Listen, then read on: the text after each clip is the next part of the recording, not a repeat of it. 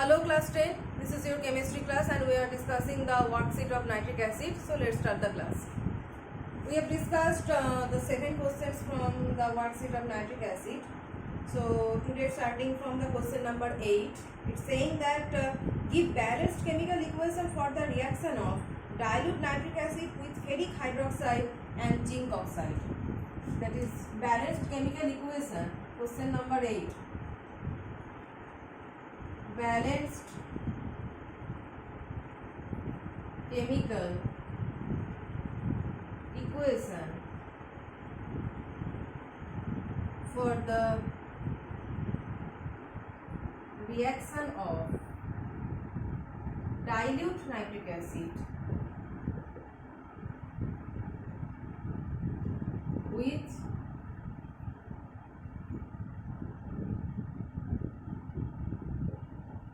zinc oxide and other was ferric hydroxide.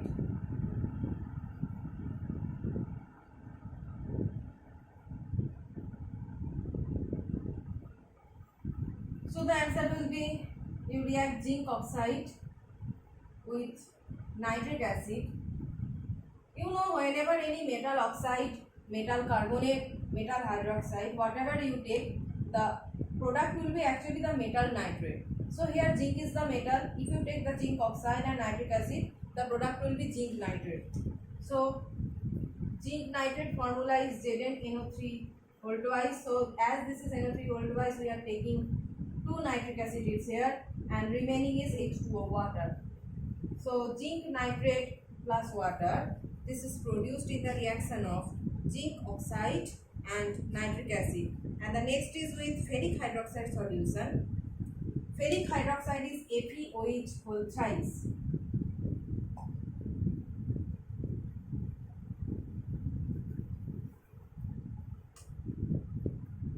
FeOH whole thrice. This is ferric hydroxide solution.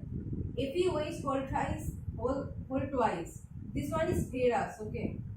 This is ferrous hydroxide, and if it is given ferric hydroxide, then it will be FeOH whole thrice.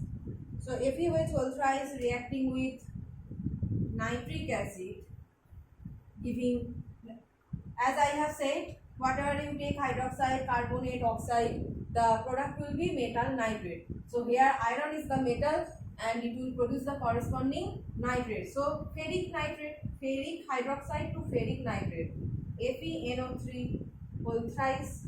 As it is FeNO3 whole thrice, you have to take 3 nitric acid here, and after balancing it will be 3H2O. Okay, 3H2O. So ferric nitrate plus 3 water molecules has been produced here after the reaction of nitric acid and ferric hydroxide. Total balanced equation. Okay, first form the metal nitrate, then see how many nitric acid you are required to balance this nitrate, and then accordingly add to the right hand side the number of water molecules. Okay, this question completed. Next is, what happens when nitric acid is added to sawdust? What happens? Question number 9 is, what happens to the nitric when nitric acid is added to sawdust? You know, when nitric acid is added to sawdust, it actually catches fire. Okay, brown fume is obtained and this catches fire actually. So on heating with concentrated nitric acid, sawdust is a organic compound. Okay, nitric acid is added to sawdust. Nitric acid is added to sawdust, where this sawdust is one type of organic compound. This one is organic compound. So whenever nitric acid is added to organic compounds like sawdust, there is a type of reaction that it produces carbon dioxide, nitrogen dioxide and water. So the mass instantly catches fire and at the expense of oxygen from nitric acid. So sawdust, what happens here? Sawdust plus nitric acid, it is giving nitrogen dioxide plus carbon dioxide plus oxygen. This is the reaction happening producing nitrogen dioxide, carbon dioxide and water. So for this nitrogen dioxide, what will you see? You will see brown fume, and due to the production of this oxygen, from this oxygen is coming from nitric acid, due to the production of this this will be water actually, carbon dioxide, nitrogen dioxide and water. So you will see brown fume, and the mass instantly, the soda that you have taken, the mass instantly catches fire. Instantly catches fire. Okay. So that is the reaction actually happening. So just add 2 to 3 drops of nitric acid on the mass, that is the sawdust. The mass instantly catches fire at the expense of oxygen from nitric acid. So this is the overall reaction, and nitric acid dissociates to produce carbon dioxide. This carbon dioxide is actually coming from sawdust. You can see organic compounds means that contain carbon and hydrogen bond. Presence of carbon and hydrogen bond means that are organic compounds. So this carbon dioxide is coming from the sawdust, and this nitrogen dioxide is coming from nitric acid, and at the expense of oxygen the mass instantly catches fire. This is the reaction. And the next question, this is question number 9. The next question, question number 10 is, what happens when potassium iodide vapor is brought near nitric acid vapor? This is important question actually. What happens when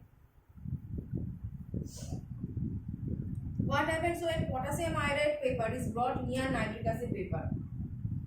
Potassium iodide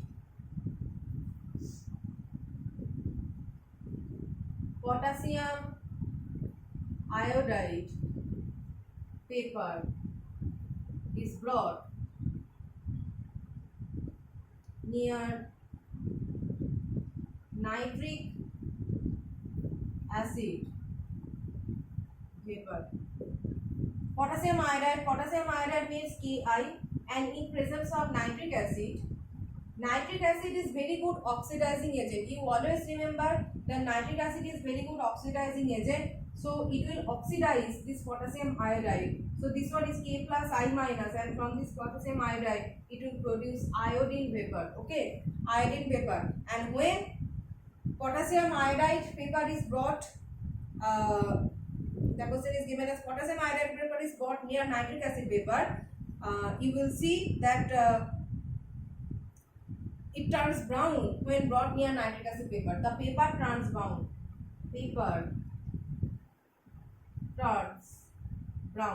Why? Because it is producing potassium iodide to iodine, and this is breaking to produce nitrogen dioxide. Iodine plus nitrogen dioxide, and the side product is water. So you have to balance it. It is 2 Ki, okay, 4HNO3, 4NO2, and